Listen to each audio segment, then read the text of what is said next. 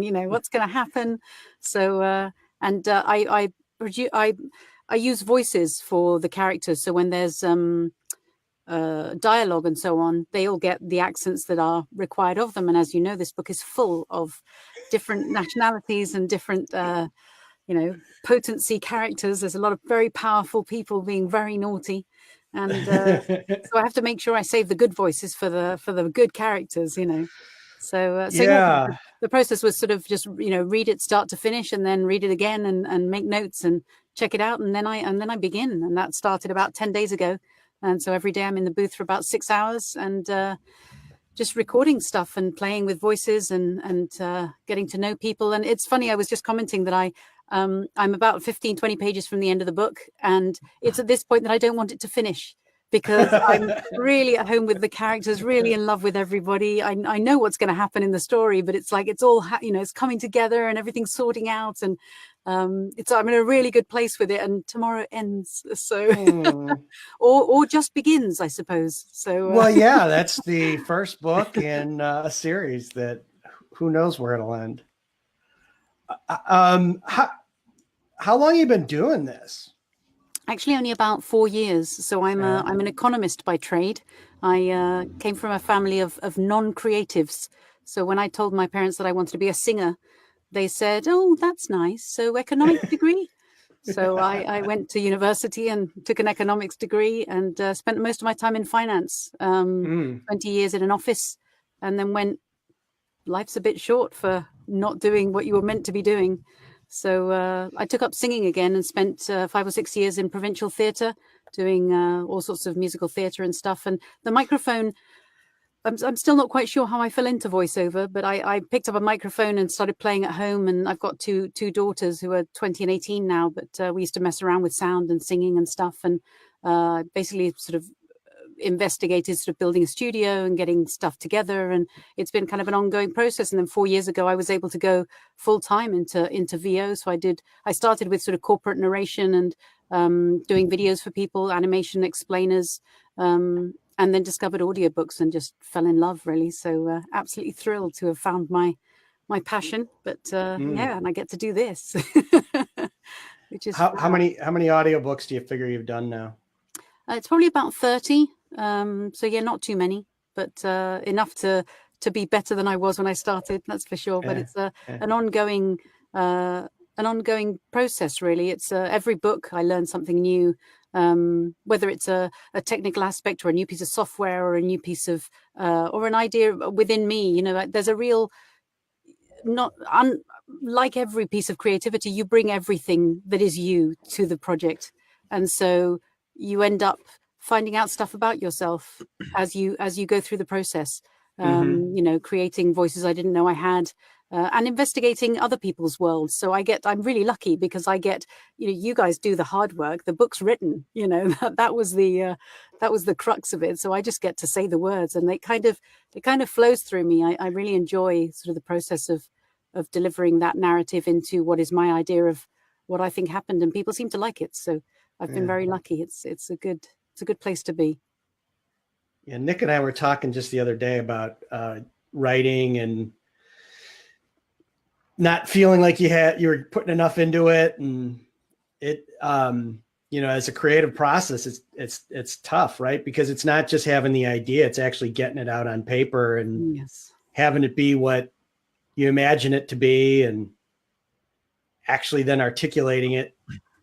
And people interpret things so differently, don't they? I often, when I started, I was worried that ultimately it's my interpretation. And I think that's why I end up creating a friendship with the authors I read for, because the author's background often dictates how I feel about their writing. And so the more I know about them and about the stories, the easier it is for me to interpret what the message they're looking to send. So yeah, it's a very collaborative process. It really is. It's a very in-depth one. And while each book I'm doing is my favorite project of the time, it's like I'm totally committed to that. And I think that's why I don't like, when I know I'm coming to the end, it's a strange feeling to sort of, feel like I'm lucky that you've written so many more books. Carry on with the story. So Nick, what you put in a lot of work earlier with the music, and you were saying that this was probably one of the toughest ones you've ever dealt with. It was. Yeah, it was. Am I coming through, by the way? It looks like I'm okay. Yeah, I want to make sure his microphone's working. Yeah, I have been doing this Sonata Inscribed thing for about a year, a little over a year. Of course, I've been making music a lot longer than that, but I've sort of been, honing my method that I'm using for all this. And it all starts at a piano. I sit here, I've got a piano next to me, and I just kind of bang out some melody stuff. And I call it the discovery composition. So like Anna said, I read through the book, and I try to get a feel for the characters, for the setting, the place, the time. Of course, I've talked to you about that a lot as well. And we just sort of build this idea of what it's going to sound like and look like. Well, all that came easy. All that was easy. The discovery comp was easy. I sat down, I had this little melody, real kind of similar to Sherlock Holmes, that Hans Zimmer wrote. And then I sat down to actually compose. And what I realized was none of the stuff that we had talked about ended up in the actual track. It was very orchestral, which is good, but it didn't have any of some of that, like the darker synth stuff that you'd sent over, Joe. And I thought, man, I don't know how I'm going to do this. I don't know how I'm going to layer that with this orchestral thing that I've got and have it still sound good and not super cheesy. Mm-hmm. Because I'm not a product of 80s music, really. I was born in the 80s, but I didn't grow up like listening to synth and stuff. So that's not a natural instrument for me, if you will. So I'm kind of new to the whole idea of synthesis and all that, but I tried and got through some early iterations that no one will ever hear. And what I ended up, I know everybody thinks that I'm just this genius that sits down once and it's all done, but no, absolutely. It took a bunch of even the dog thought that was funny. It took a lot. It really did. It was definitely one of the hardest pieces that I'd done. Certainly the most difficult, or the most challenging, I should say, for Sonata Inscribed that we've tackled, because it just has so much in it. And I think it being an overture, this is going to expand into more specific tunes, but the overture is tricky in and of itself because it's got all these different themes in it. So it's not only combining the instrumentation, the orchestra with these synth instruments, it's how do you make these themes work together and not sound just like a bunch of mush. So I like what I came up with. I think it sounds really cool. I think it captures some of the essence of the fantastic and some of the elements of the steampunk, the travel, in one piece. Time will tell if it actually, is something that works well. But I think when listeners hear it, I think they'll get it. I hope. So, two things. One is like, that's a sign of genius, like not just like coming up with stuff, but when you are doing a lot of practice work, destroying it. So people think that you're a genius, right? Like, well, on that note, I will say, in music school, we studied the greats, and everyone loves Mozart, and he's just this like angsty teenager, who composes everything perfectly the first time, right? So there's no markup on his compositions, or it's just in his head and then it's on the page. And then you look at Beethoven, who's sitting there and like all his rough drafts, they're just scratched out. There's holes in the paper. He's erasing everything. And I'm like, all right, if Beethoven can get away with that, then I feel a little bit better about, having to do it maybe twice instead of just once. Just kidding. Yeah. Well, far more than twice. My bachelor's in fine arts, I did a lot of art history, and they talk about the Impressionists and Monet specifically, and like he was capturing this moment. But when you really look at the work, first off, he purposely destroyed a whole bunch of his sketchbooks. Mm-hmm. Like he made sure that you didn't know that he actually sketched the stuff over and over. And then secondly, when you look at the painting, like the technique isn't something that was spontaneous. It took months to layer that kind of paint up. Like otherwise it had to have time to dry to put that next layer on. So like to fully cure and all that. Right? So, it's sometime the mystique you make, right? So we'll have to destroy now this so that nobody knows. I've already microwaved the hard drive, so we're safe. We're safe there. So, I thought maybe I'd kind of give an update where the project's at. And for people that don't like, what we're talking about is this book, The Alchemist, which is the first book in the series of the Guild Chronicles. We've got a few of them here. Being made into an audiobook and a soundtrack. And it's actually in progress, as you hear that Anna's almost done.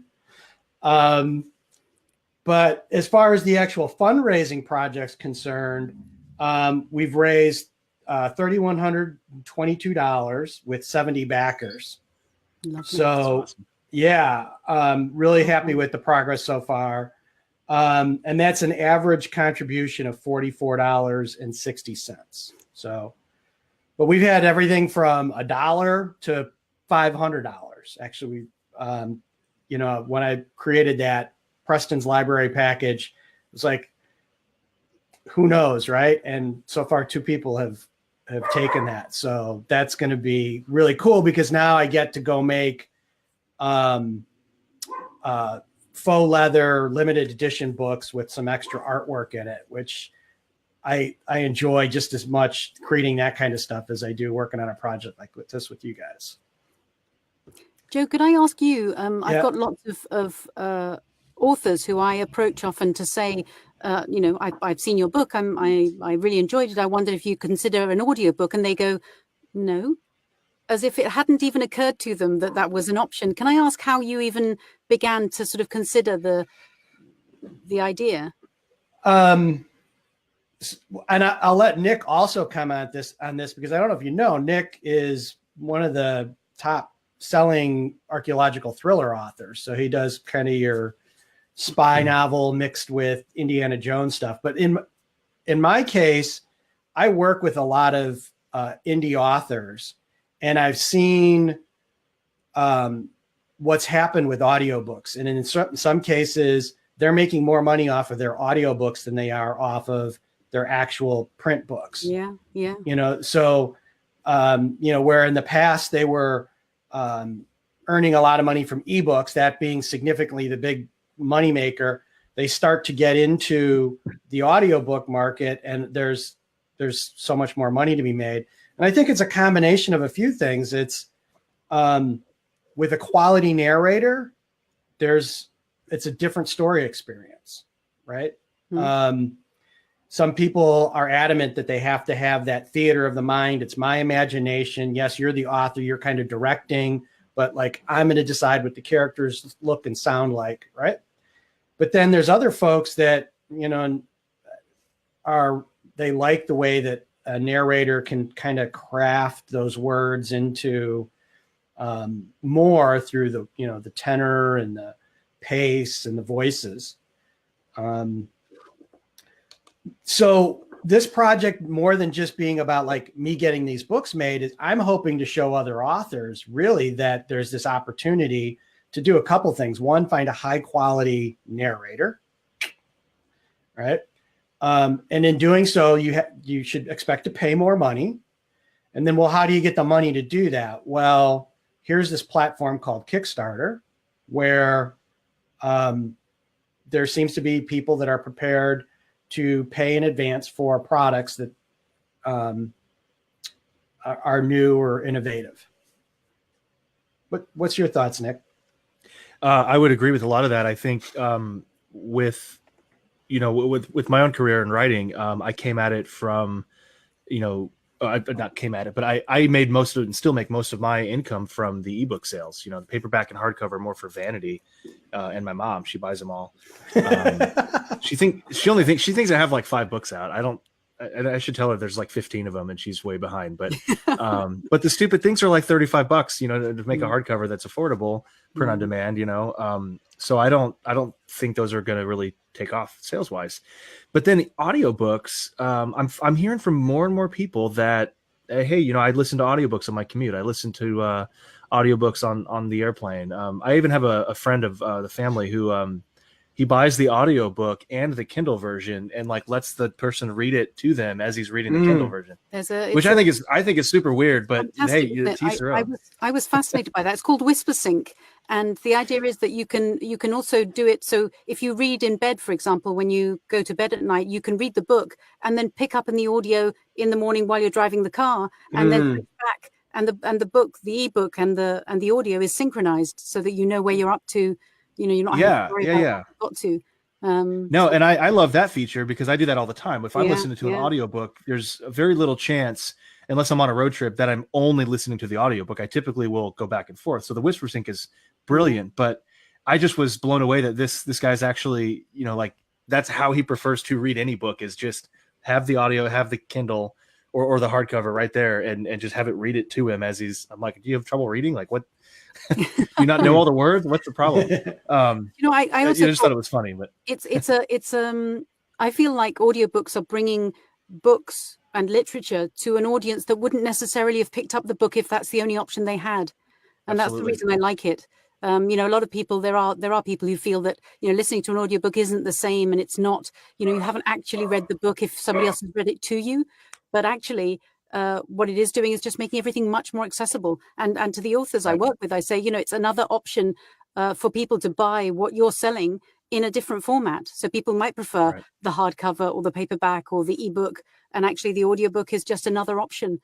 And I think what Joe's doing is great, sort of this idea of, because a lot of people can't afford to just, front up the money to make an audiobook. So this option of offering it out to people in the hope that, you can then raise funds to be able to make a quality product is a fantastic thing to be able to do.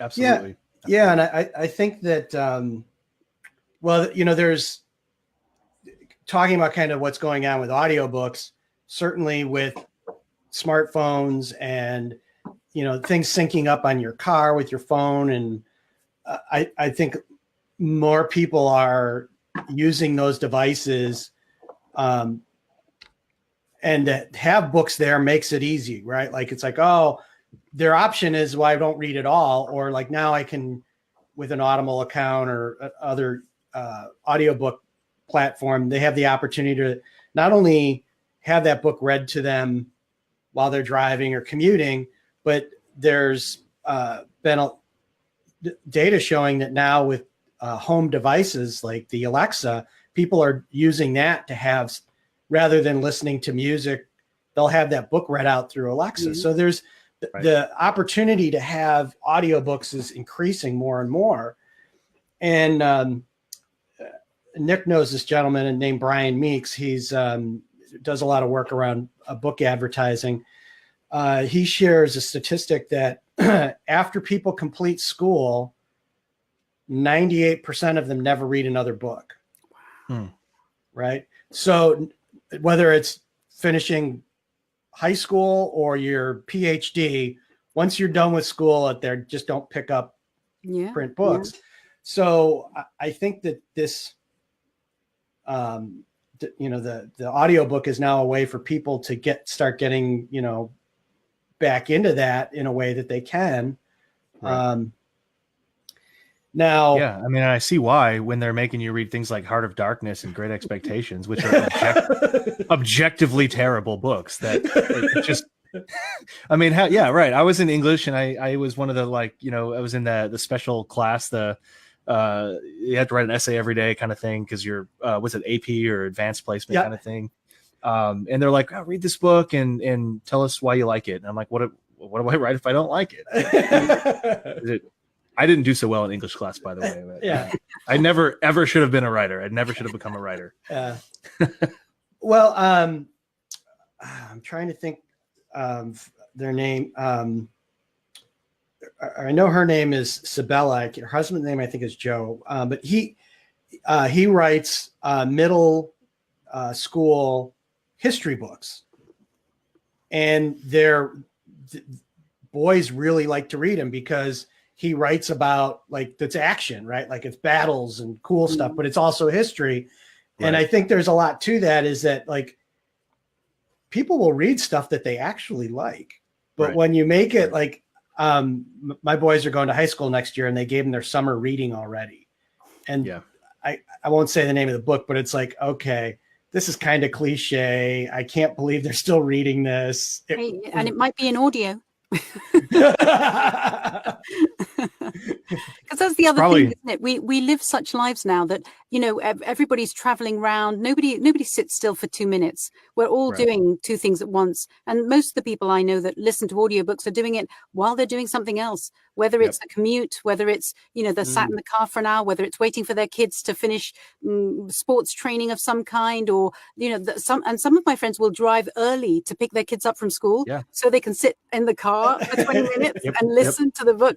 Or they get home and the chapter hasn't quite got to an end and they'll sit for 5 minutes to find out what happens, you know. Oh, I have to do that. I'm like OCD about where I end, you know, if I'm listening to an audiobook, I can't, I'm not just going to turn it off, because then I know I'll never find my spot again and I'll be confused for the rest of the book.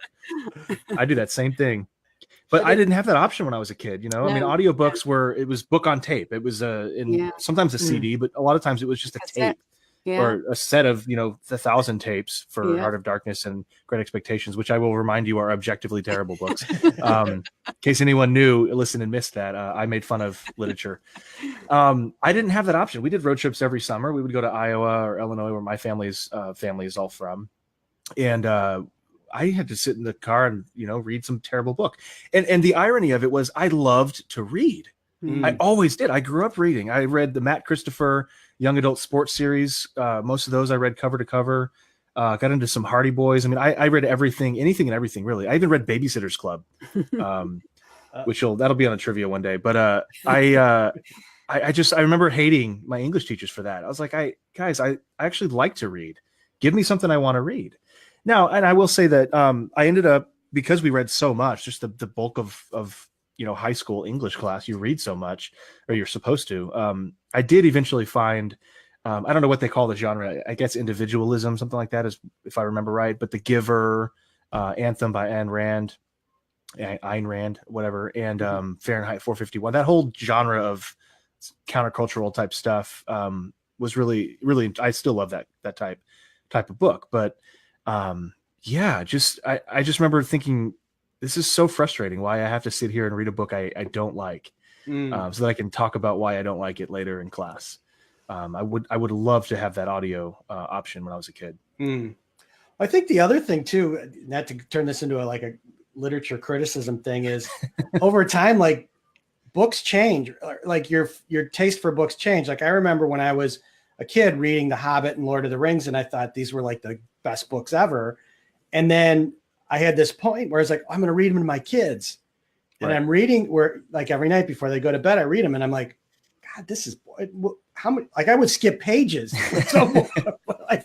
Where's the action? Like, Exactly. So I think taste change too. And the medium, I mean, I was just thinking about, I was making fun of Charles Dickens, but that stuff wasn't ever written in novel form, and a lot of it was produced, you know, serialized. And it just kind of makes me think, I wonder if and I don't want to get religious or anything, but you know, in church, there's actually a company that produces the Bible without any of the verse headings, or there's no little numbers everywhere, and there's no commentary on the bottom or anything. It's just text.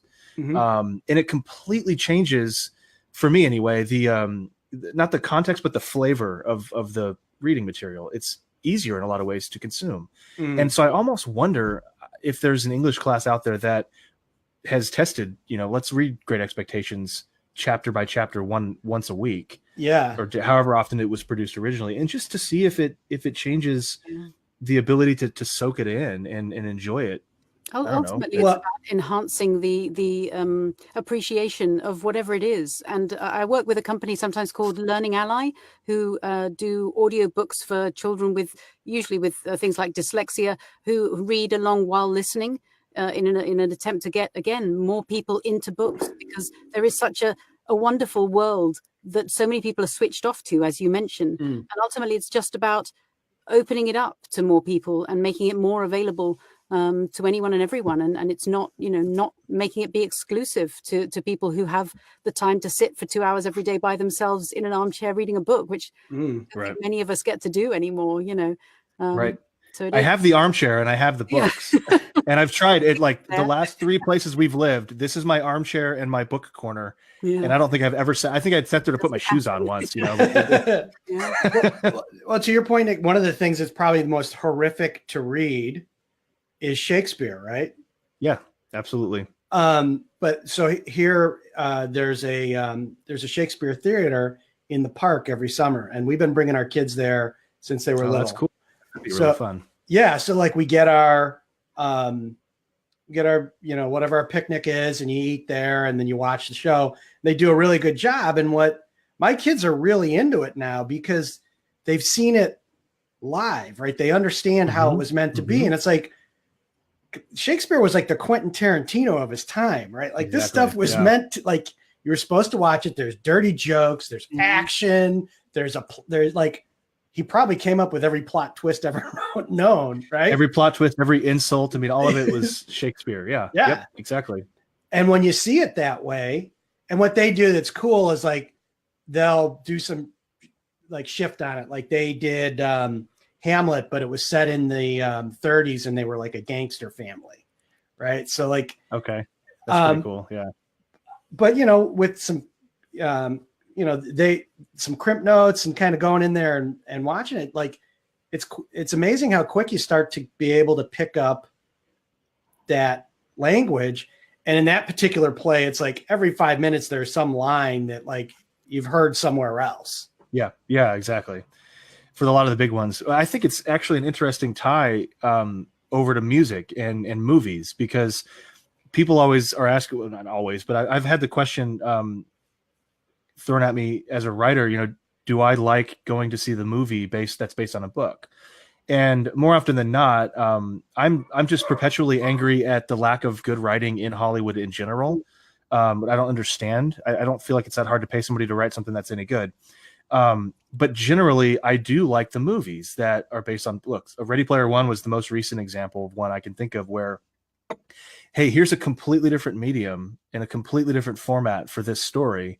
And Spielberg even, you know, decided to change it specifically for that reason. I think he worked with the author to actually, with Ernest Cline, to actually to change it up enough so that it's a different story. But anyway, I'm getting off on a tangent. But the point is, like, I think with music, when you add the musical element to it, it can completely change the game. I mean, how good would Star Wars be if it was a silent film with just dialogue, I should say, right? I mean, how good would Hook be or Harry Potter be if you didn't have John Williams' score in there?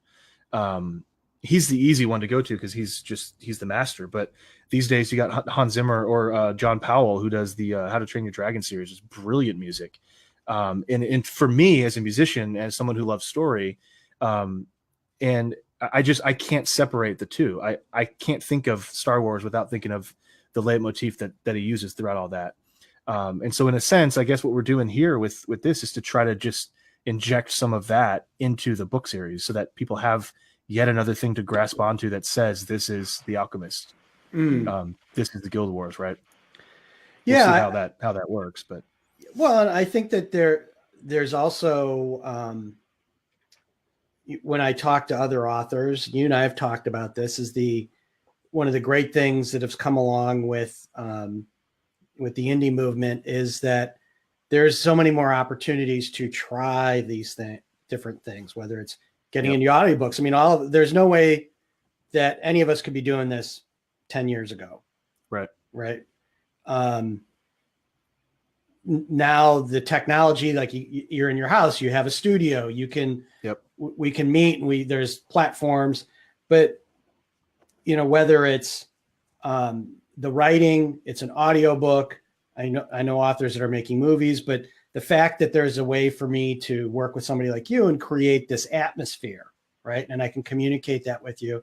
And it isn't for all the fans, right? Like the interesting thing I found in this project is there's probably more people, don't take this the wrong way, Anna, but my initial base, you know, there was more people that were interested in the soundtrack than the audiobook because they're purists. It's like, I want to read, like, I love the stories. I love to read the stories.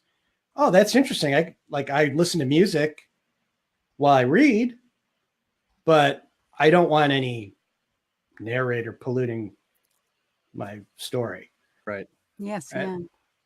But then it's like on the other side is like there's a whole audience that, you know, audiobooks isn't just about like, hey, it's nice to be entertained. It's like, I can't read anymore. Yes. Right. Like, Yeah. I will say real quick, one of the benefits of working in a home studio is that if you guys all watch this long enough, some man will come and deliver Anna ice cream. At some point, it's the door will behind her will open, and she'll just turn around, and then she'll have ice cream, and she'll be like, "Yeah, keep going." I have mentioned that maybe there was dessert coming. Last time we were doing this, there was somebody just delivered ice. She didn't, and just didn't even phase her. She was like, "Yep, ice cream, go." And we're like, He says he's off duty. oh. he's probably watching the live feed right now, so he can't just, he's riveted. Yeah. Yep. Oh dear. All Yeah, right. the home booth has been a real real shift, and it's what allowed me to go full time. You know, I was doing it part time for about 3 years before I managed to go full time, and it took me that long, in fairness, to learn about, you know, audio production and voice production and critical listening. You know, there's an ear to audio production that I didn't have when I started, and that takes a while to kind of learn and build. And along with that process came, this is my second studio, but you know, learning that process and going into the whole world of sound was a wonderful journey for me. And the fact that I get to now you know, narrate in my own booth from my own home, because of, as you say, because of the software that's now available and the technology that's now available. You know, I'll Skype with authors over pronunciations or ideas about characters that they might have or that I might have, or things I want to discuss with them. And it's just so, and again, like the life we now lead, it's all so fast and so so accessible and so quick that it means audiobooks mean that you don't have to stop reading or listening just because you're having to go pick your kids up or do the washing up or clean the bathroom. You know, I often do housework with my earbuds in and my iPhone in my back pocket, listening to, you know, it passes the time and it entertains me while I'm doing the mundane tasks we have to do. So, Sure. Yeah. No. What about, so the fact that you're in a home studio and your work as a narrator is very much tied to the ability to have a quiet space so that you don't have the extraneous noise in there. Whereas Joe and I, you know, as writers, we can go anywhere we want. Even with Sonata and Scribe, you know, I'm in Honolulu right now, so I don't have a full studio, but I don't need one. I've got a little tiny keyboard that I can travel with that works. I mean, it's not ideal, but I can do that anywhere I want. Because I don't need the background noise. But is that ever a problem for you who has to sit in a booth to do the job? In fairness, I live alone now. My kids are at university, so it's not. Once in a while through the summer, the man next door, when he cuts his grass, that's my cue to go outside and cut my grass. There you go. So things like that, you know, when the bin men come, I have to wait 10 minutes. Sure. It's but I mean, you feel like you want to ever escape because I want to just go work somewhere else, and you can't do that? To be honest, being an audiobook narrator, I think, is a personality trait. You know, being able to sit by yourself for 6 hours a day. I do 2 3-hour shifts, 9 till 12 and 2 till 5. And in the middle of the day, I go shopping or to the post office or whatever the day's requirement is. And I actually, I laugh a lot with my friends because we talk about the fact that we get to work from home. So you can, in your pajamas, to the kitchen, into the booth, and your day's started. And I actually now get dressed and go for a walk before 9 o'clock because I realize that otherwise days go by and I haven't left the house. And that or changed out of your pajamas. Yeah. So yeah, it's fantastic. You know, my commute is I go around the block for 20 minutes and then I start my day. And so I don't miss I used to spend an hour and a half on public transport, getting to and from work. And I don't miss that at all. So I'm very lucky, but I also have a huge again, because of where we're at, with technology, I have a huge network of friends who are also VOs and audiobook narrators who I can consult, I can chat with. I have a lady I meet up with once a week, and we go through what we're doing this week and where we're at, and which producers we're working with, or which publishers we need to be speaking to, or where we're at with the books we're working on. And it's important. We call it the water cooler, because it's important to connect with people and to chat for a while, because you can become very isolated and very insular if you're not careful. But I love what I do. I love escaping into these books, and that is they are my conversation for the day. So usually by the time 6 o'clock rolls around, I'm done. I've had my interaction. I've very happily. It's a very different world, and I feel very lucky that I came from a business world into this. So I haven't always been able to be a creative, but I get to do it now, which is just fantastic. So I do feel very lucky to have been able to build my home studio. And like you said, the quiet works for me here. And I do go, so some of the publishers I work with, they will only record from certain studios in London. So I go into a studio, for the 4 days it takes to do the or whatever it is, with a sound engineer and a director. And, depending on the budget, you can have whatever you want, sort of thing. So it's I get the opportunity to do that too, which is really lovely. So yes, I'm very blessed and very lucky. Thank you. Well, and I don't want to come into your Joe's thing here.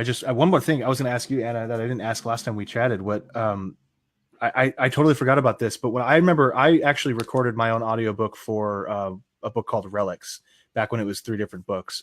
Those hard drives have also been burned in the microwave. It was terrible. It was a horrible thing. But ACX I did it through them, and they actually gave me, I think it was a stipend or whatever the thing for it. So I wanted the money, so I did it so I could be the producer of it. Anyway, but in that I experienced the just sheer terror of seeing how much more was left in the book that I had to record. And obviously I am not the kind of person whose personality allows me to enjoy that. But I wonder, and this is the question, do you find that, especially after you've read the book already and you've started working, you know what's going to happen, you know the characters, you know the story, are you bored when you're reading it? I mean, I can't even focus on the words that I'm saying when I just read them, I have a very short attention span. I'm a very impatient person. So when I talk about prepping a book, I will go through, I'm picking out character names, the adjectives used with regards to the things they're saying. So often it'll say, a huge long sentence, and it says whispered Rose. I'm like, whispered? Really? I have to go back and do it again. So when I'm prepping the book, those are the sorts of things I'm highlighting, so that when I start that conversation, I know that it's a whisper, not in full voice.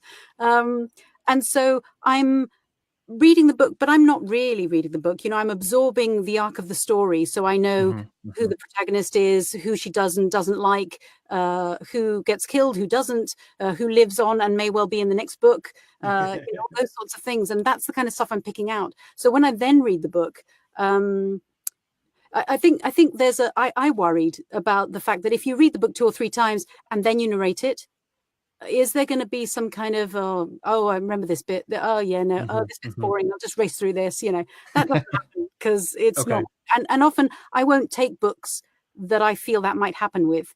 So already there's been a process whereby I chose the book because I like the author, I like the title, I like the story, I like the protagonist. Usually I've ticked lots of boxes already about why I'm choosing to narrate this book. So I'm already bringing that enthusiasm with me. So you wouldn't be narrating like Great Expectations or Heart of Darkness because it's not, they're objectively terrible books. So. Tell us one more time, Nate. It's okay. I'm on the Facebook. I've already put it in there just to remind people that that's what we're talking about today. And you reminded me when you asked the question, I did a book last year or the year before with a production company up in London. So I've got a sound engineer recording me. I've got a director listening to me, and I'm literally just reading. That's all I do. So I'm not the director at this point. I'm literally just the narrator. And I've prepped the book, and it's set in China, and so we've got lots of accents. It's set in 1800s, so there's a particular style to the rhythm to the speech patterns, all those sorts of things. And the story is that the lady in question has had to dress as a man because she's in the middle of China in the 1800s searching for tea, and women aren't allowed, you know, they're not supposed to be there. So she's pretending to be a man. She's there with her brother-in-law. They go on this big long trip. He gets typhoid and he might die. And there's this terrible scene where overnight where, you know, he's sweating and he's got very high temperature and it's all horrendous. And of course, she's surrounded by all the men that have come with them on the trip. And of course, if he dies, they're going to find out. And I had to stop. And I turned to the director and I said, he doesn't die now, just so you know. And she said, I wasn't worried. I said, no, I was. You know, I kind of forgot, and I had to remind myself it's going to be okay. It's going to be okay. So I do have to take a moment sometimes to go. Sure. Because a lot of the narration is about pacing. You know, people get bored when they listen to audiobooks, so you have to make sure that there's shifts in speech patterns, shifts in tempo, shifts in, and obviously the writing does the same. You know, there's bits where they're describing the scene, but then, you know, two people have a fight. You're not going to narrate those two things the same way. There are moments of tenderness, moments of fear, moments of excitement, and so the whole thing kind of from one day to the next. I never really know until I'm in it what I'm going to get, which is always exciting. It's very cool. This book, for example, you know, I've just finished a non-fiction book on counterterrorism, which was super interesting, but a totally different daily experience to this. You know, to this I have to bring an awful lot more enthusiasm and excitement because there's just so much going on and so many different people. You know, I was mentioning to Joe the other day when I was we spoke on Thursday or Friday of last week.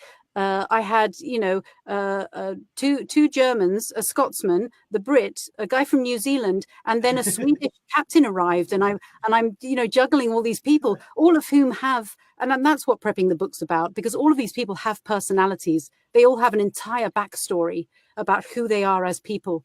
So it's not just throwing in a funny voice. It's what they're bringing to the story every time. So that dialogue needs work. That all of that I have to, you know, all the work that Joe put in, I have to bring to the story. So you know, it's very cool and very interesting and super exciting, I hope. Yeah, I kind of felt bad after that. I was thinking the day after, it's like you kind of reminded me where you were in the store. And like, oh God, this like. And you don't think about it when you're writing. It's like, yeah, it's, you know, it's going to be like this. It's going to be, yeah. It's a German guy. Rest assured, if you ever do one of my books, everyone's a cardboard character with no backstory, and everything's yelling. So it's just all very monotone. It'll be pretty easy. It's mostly just gunfire, actually. It's different onomatopoeias for gunshots, is what it is. So crack and bang, pow. It'll be easy. It'll be quick. Yeah. So with the books that you're doing now, how much would you say are indie authors and how much are through traditional publishing? So my favorite thing is actually to go to literary festivals and meet authors. So I have, let's see, I'm about to finish You. I've got a publisher coming up next, and then a book through ACX, a guy who approached me to do his book. And then I've got two indie authors in April. We're in February, aren't we? Yes, April. That I met at a literature festival last August. And what I discovered was that actually what I really enjoy is meeting authors, asking them about the books they write, and then finding out whether I like reading them. And if I do, asking if I can narrate them. And so it's been more about again, promoting a relationship and encouraging that kind of communication where I get to find out that actually I like you and therefore I like what you write and therefore I narrate well because of all those things. So it's been and yes, mostly indie authors, probably. I'm just trying to think. Last year, for example, I think I did 4 books with publishers and probably 10 or 12 books through indie authors, whether that was through ACX or Find a Way or Spoken Realm. You know, there are lots of different sort of outlets for the book production itself, but it's meeting the authors, I think, has been my criteria. And because of, you know, where I live and the things that are available to me, it's mostly indie authors that I'm meeting. So, but my problem has been encouraging them to invest in an audiobook production, which has been hard. This for me has been fantastic to be able to now say to people, this is how it works, this is what you need to do, and this is how it happens. Is a lovely process to sort of watch and see grow, to be able to pass on. Yeah. It's something that I'm actually going to put together so that authors can follow some kind of plan. It's not easy, right? Like, there's work that's involved in doing it. I mean, you guys helped out an enormous amount with producing content to have on that page so that people know what they're going to get. But I think when you look at it, like, it's more than just coming up with the money, right? It's for the author. It gives them a way to maintain the intellectual property rights. It gives the narrator an opportunity to make more money because it's hard work. And, I haven't fully explored this, but I also think there's going to be some more opportunities as to what I can do with that book as far as what platforms I want to sell it on. So, like, I can, I already know how to do it, that I can sell my audiobook direct, right? So that there's not only more profit for me, but I can offer my customers other ways than, like, you have to be part of Audible or you have to be part of platform. And again, as you were saying, it's opening it up to another audience. People who wouldn't necessarily have bought the paperback or the hard book may be interested in the audiobook, or because of the audiobook and the Kindle book being available together. Again, it's just making it available to more people and to a bigger market, which I think is fabulous. Well, and one of the things that got me introduced to the whole Kickstarter platform is an author named Michael Sullivan, who originally started out traditionally publishing epic fantasy. And he launches all of his books on Kickstarter first. And he raises a lot of money. He raises, I think he's in the top 5 as far as money raised for a book on Kickstarter. It's like $80,000 or $90,000. And he goes and then does traditional print runs and distributes his book traditionally. But he's doing it himself. So it's actually his wife. She's the business person, has figured out how to do that. But the big benefit for his fans to go buy on Kickstarter is they get the book 6 months before it shows up in the store. Yeah. Right. And he also does some really super fancy limited edition books there for, like, I think they're $200 or $300. But, the point is that it changes the relationship with the fan, right? It's much more direct, and they can get exactly what they want, So I'm real excited to see how authors can take this and use this to their benefit to get that working capital, because, it just seems to me the horror stories of what happens when you underpay for an audiobook can be pretty bad.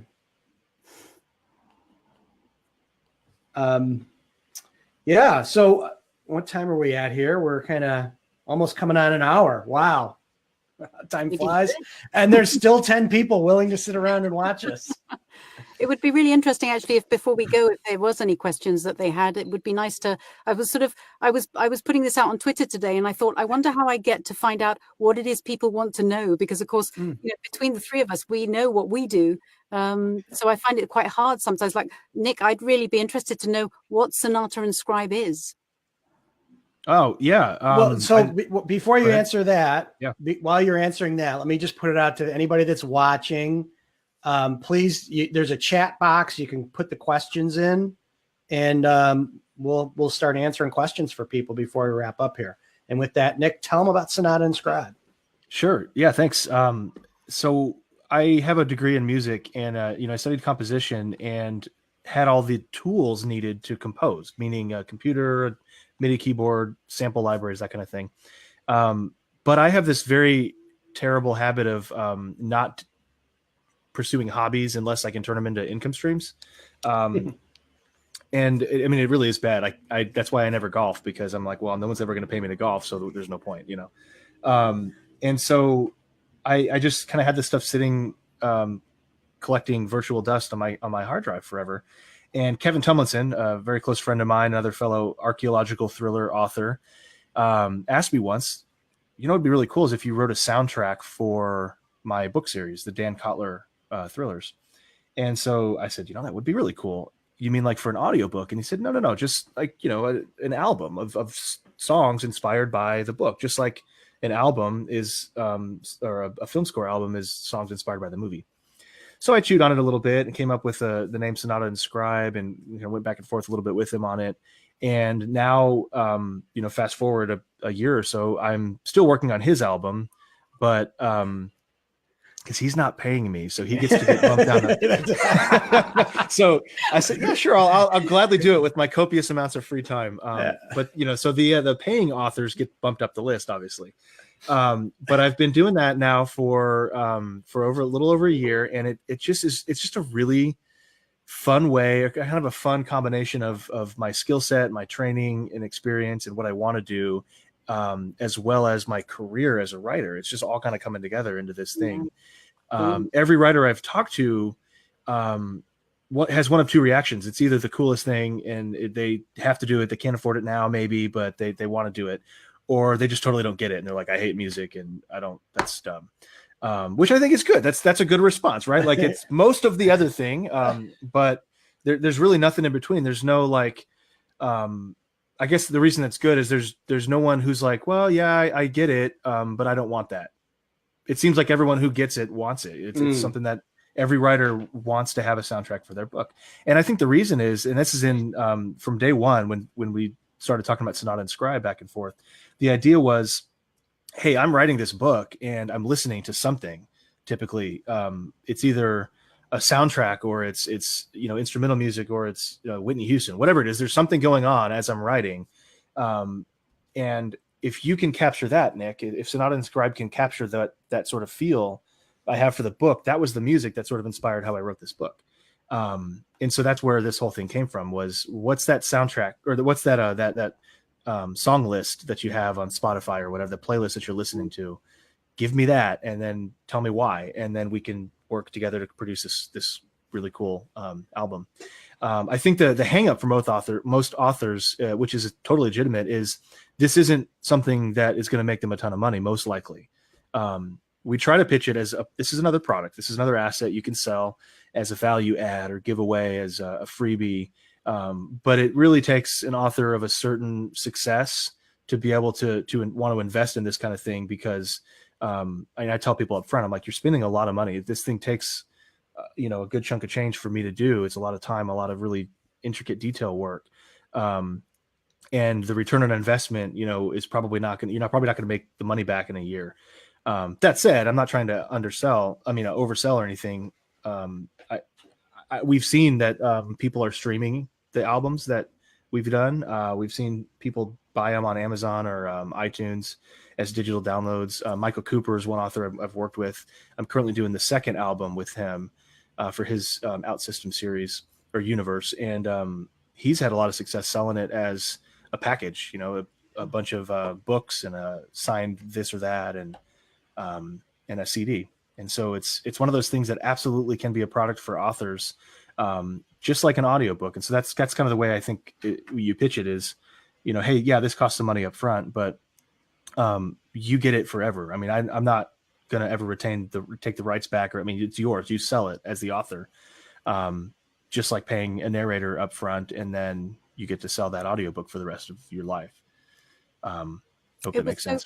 So very evocative when Joe very kindly sent me some details, and in fairness, it's on the page, isn't it? The sample of the music. I was surprised by how well you had captured the feeling of the book. Thank you. The whole story and the whole because it's the feeling the music engenders is actually what you've managed to capture, and that's not something that's in the audiobook or in the book itself. It's kind of it's a different medium, right? It's just like if I were to create pieces of artwork that are supposed to be just a different medium. It just fits so well because I think we're so used to music going with art in some way, if it's film or even TV commercials or whatever. Thank you. Yeah, thanks. No, it's I very think cool. it's we'll see what the readers think about it. Yeah.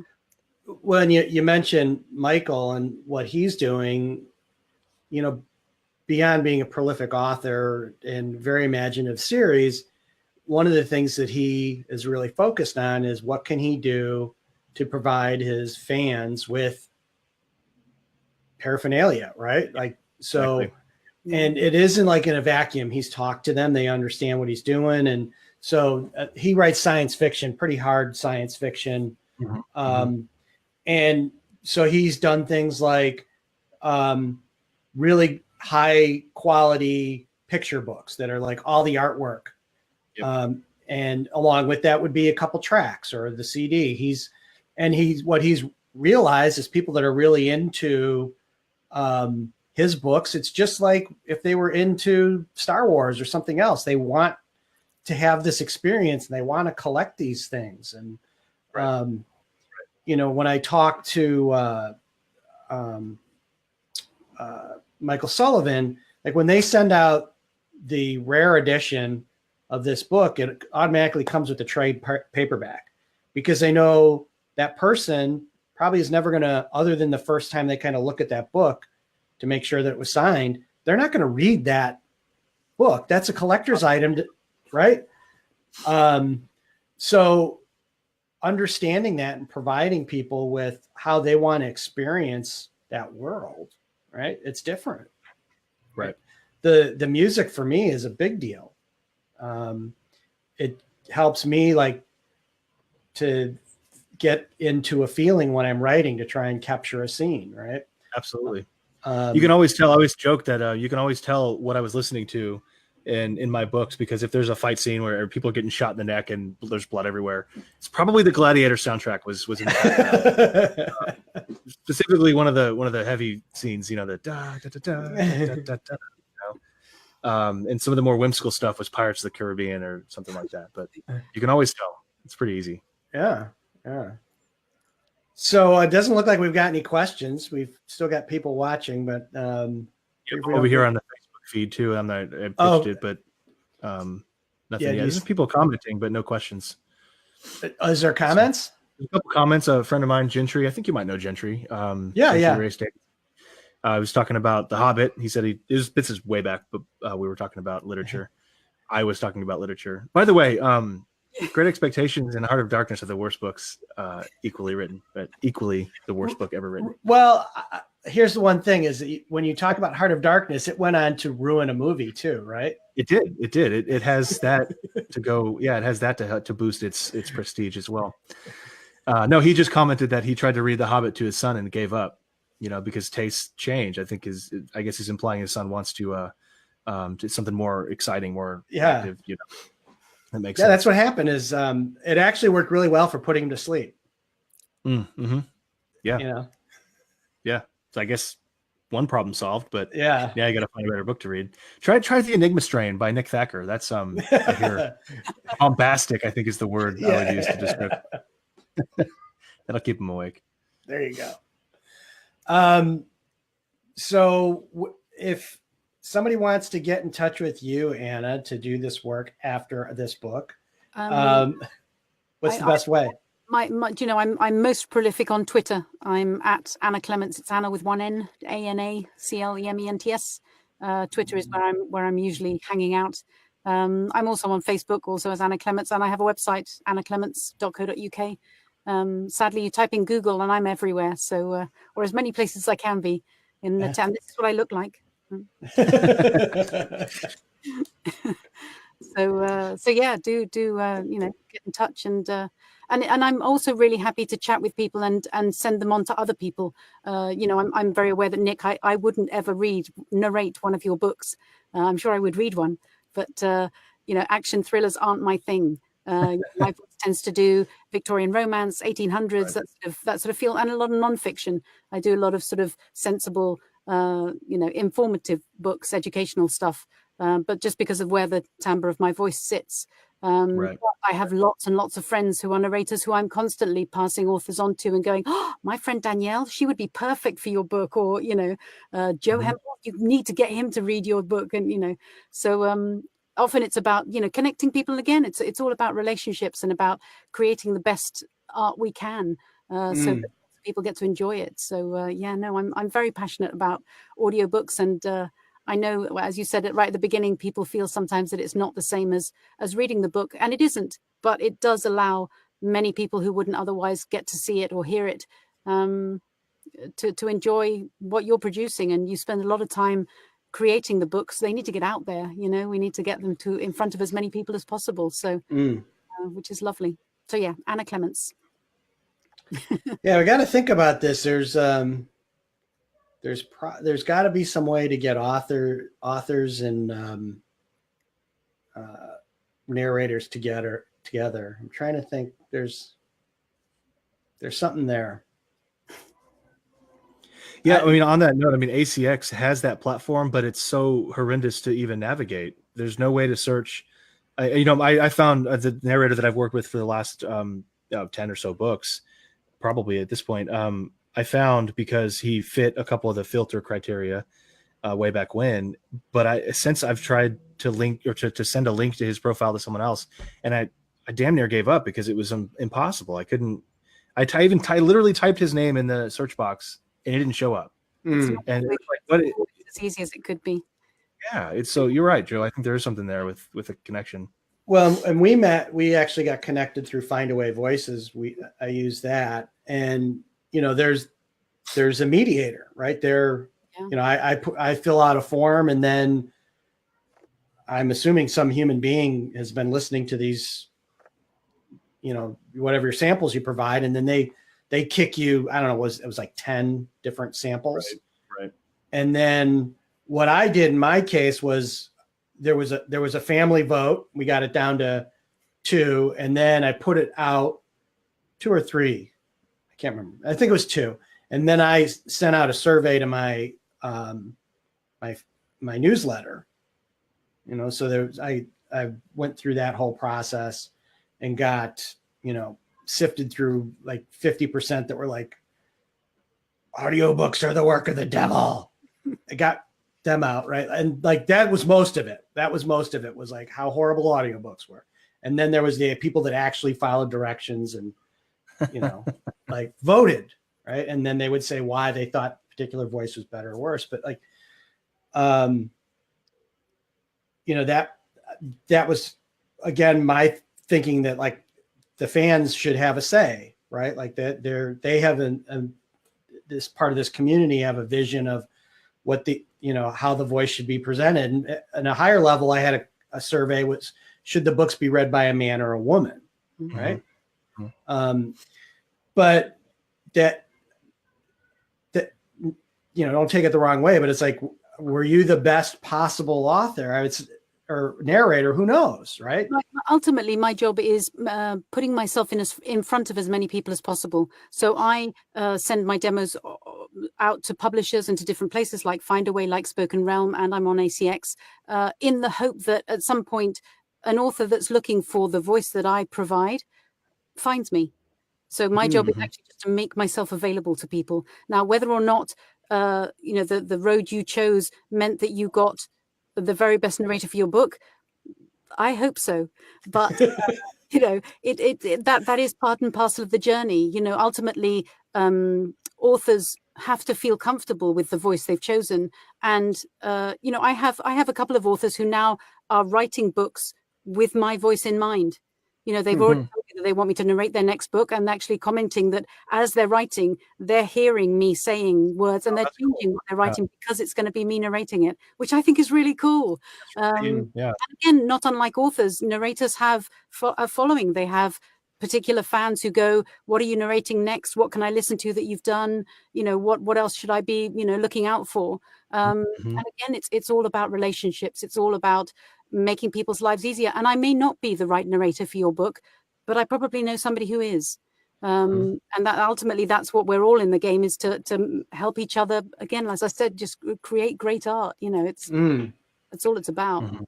Well, that's it. It's really, there's this golden age of content creation with all the gatekeepers kind of pushed out of the way, is that the better we can make it so that we can, you can find the authors that are writing the kind of stuff that you like to do. And and more importantly, that the fans get to have their say in things. In the genre that I write in, steampunk, once you get it, like a lot of people are like, well, what even is that?